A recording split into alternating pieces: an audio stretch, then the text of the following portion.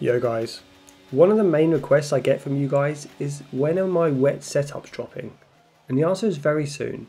I have had a break from creating setups after all of the dry setups dropped just to focus on other content.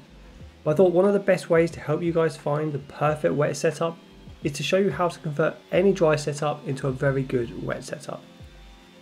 Creating any setup in F122 can take some time to perfect, and when you do find the perfect dry weather setup, there's nothing more frustrating than jumping into a career mode or my team race just to find it's going to be raining during the race. But if this situation does arise, don't panic. You don't need to go hunting for a brand new setup. Instead, you can simply apply a few general setup tweaks to turn your really good dry setup into a very good wet setup. In this video, I'm going to run through which setup changes you should make to turn any dry setup into a wet setup in F122. The first thing we need to touch on before going into specific setup changes that you need to make is to find out what makes a good race setup. Knowing how a wet setup differs from a dry setup is the first key to then knowing what to change when converting from dry to wet. Ultimately, wet race conditions are more about car stability than they are outright speed. Of course, you still require a fast car in the rain, otherwise you won't have a very fun race. But you need to make adjustments to make the car easier to drive consistently in what are much harder conditions. Cars in F122 are already tricky to drive without traction control, so throwing wet weather into the mix only exaggerates how hard it is to both slow the car down and get the power down out of corners. There are a few main characteristics you want to have out of your car when racing in the rain. You'll need a car that doesn't understeer too badly on corner entry, is easy as possible to accelerate without too much wheel spin, and is stable under braking. If you can tick off those three requirements, you should feel comfortable racing in the wet conditions.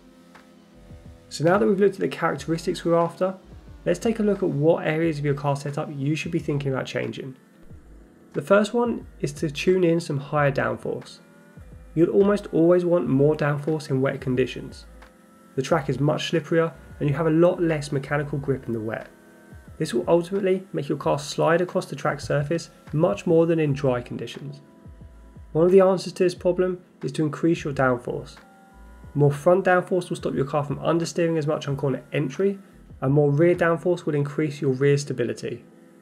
Both of these adjustments will dramatically help in wet conditions, and they should be your first stop when adjusting your car setup. The second port of call should be to adjust your on-throttle differential. A lower on-throttle diff setup will decrease how easy it is to spin your rear wheels when accelerating. I often lower the on-throttle diff for car setups around slower tracks where traction is harder to find. Corners such as turn 3 at Austria or turn 10 at Canada are prime examples where traction is really limited and hard to find. Applying this principle will also help you find traction easier in wet conditions. Your suspension stiffness will greatly affect how your car handles in any condition. Typically in a dry race, you'll want to set your suspension as stiff as you can find comfortable to increase car responsiveness. If you do stiffen your suspension too much, you'll introduce an area of unpredictability. Your car can snap out on you much quicker and be much harder to drive in general. Typically, if you're after a more stable car, you'll want a softer suspension. And it's for that reason that I'd look at potentially softening the car suspension for wet conditions. And when rain does land on the track, it often sits on the track surface, and this brings the bottom of your car closer to the new affected track surface, which is the top layer of water. If your car is too low or the rain gets too heavy, the bottom of your car can start to touch the surface water. This will essentially cause your tyres to start lifting away from the track surface and cause your car to skid or aquaplane across the surface. Aquaplaning normally results in a complete lack of grip and control, as your tyres are no longer producing the grip needed to keep your car on the track. To avoid this, it's best to increase your ride height slightly. This will lift the bottom of your car away from any surface water, decreasing your likelihood of aquaplaning. Next up, reducing your brake pressure can help find a more consistent braking routine, especially if you're racing F122 without the ABS assist turned on. Due to the water, you'll have less overall grip, and this will make it much easier to lock a wheel under braking. You'll generally have to be much more careful when applying brake pressure in the rain in F122. You'll need to modulate your brake pedal much more, and you'll have to start braking earlier into a corner. If you struggle to modulate your brake pressure and not lock up in the wet conditions, you can look to lower your brake pressure. This will ultimately lower the maximum braking force that you can apply, making it easier to brake without locking a wheel, although it will elongate your braking zones. One of the final areas to look at when creating a wet setup in F122 is to lower your tyre pressures. Lower pressures will increase the amount of tyre surface in contact with the track, and it does this by slightly deflating your wheel. In wet conditions, lower tyre pressures can help you find more traction under acceleration. But one thing to note with tyre pressures is that lower pressures will also lower your tyre temperatures. This can be good if your wet or intermediate tyres are overheating in drying conditions, but it can also be bad if you're struggling to warm up your wet tyres. So now we know what characteristics we want from our car in the wet and what setup options we should be changing. So now I'm going to look at the exact process for converting any dry setup into a wet setup in F122. This is the exact process I normally run through when creating any wet setup. I'll generally start with my optimized dry setup for a specific track, then I'll go through this process of adjusting specific setup options. Generally, these changes can be used for most tracks, but I always then go out and test them in both light and heavy rain conditions on wet and intermediate tyres. Testing your setup is very important, as you may want to adjust some parts of your setup differently to what I'm about to show you. And remember, these setup recommendations are only a base recommendation. You can tailor your wet setup to be better by tweaking it after applying these changes, but by keeping these principles in mind. But overall, these changes should give you a decent platform to quickly create wet setups from any dry setup you've already got created. The very first thing I do is to increase my front and rear aero. In intermediate conditions, I increase it by around 2, and in full wet conditions, I increase it by around 4 to 6.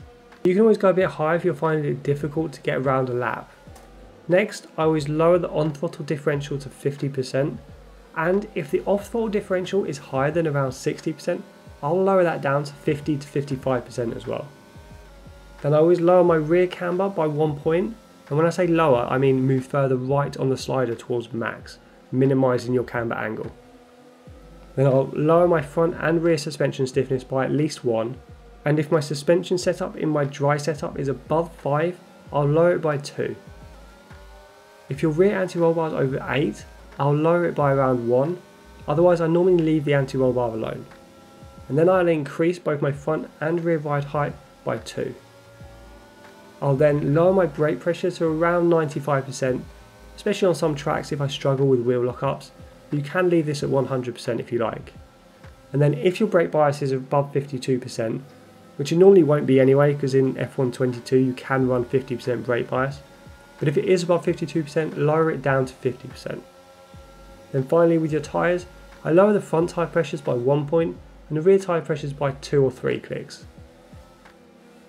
By using these setup changes, you should be able to get a decent wet setup for any track, as long as you've got a good dry setup to start with. You may not need to use everything that I've just mentioned. For example, some setup changes, such as the suspension changes, will only need to be applied if your dry setup already meets certain criteria. And you may find that only applying a few of the suggestions I've just mentioned will give you a car that's fast and stable in the wet conditions, and you won't need to apply all of them. And that'll round out this video on how to convert a dry setup into a wet setup in F122.